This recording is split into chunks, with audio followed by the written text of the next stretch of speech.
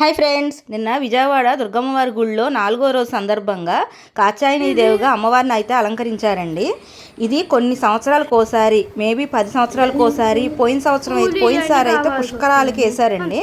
మేము అనుకోకుండా ఆ రోజు అయితే దర్శించుకున్నాము. ఆ తర్వాత మళ్ళీ నిన్న వేయడమేను కాచాయిని దేవిగా అలంకరించారు.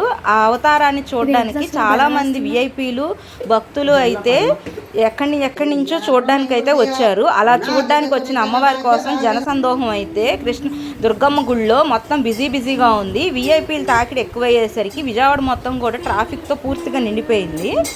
తర్వాత ఈరోజు అలంకారానికి నైవేద్యంగా రవ కేసరి బెల్లపు అన్నం అని చెప్పి అన్నంలో బెల్లం కలిపి అయితే చేయొచ్చు. ఇంక నిన్న మా అత్తగారు కాచాయిని దేవి అష్టోత్తరం చదువుకుంటూ ఆ బెల్లం అన్నాన్ని నైవేద్యంగా అయితే నివేదించారు. ఇలా 4వ రోజు పూజకు కూడా కన్నుల పండగగా అయితే చేసుకోగలిగాము. ఇదనమాట కాచాయిని దేవి అలంకారం అనేది చూడడానికైతే చాలా కన్నుల పండుగగా ఉంది. మీరు కూడా అలంకారాన్ని చూసి తరించండి. చాలా రోజులకి చాలా సంవత్సరాలకు వచ్చే అలంకారం కాబట్టి.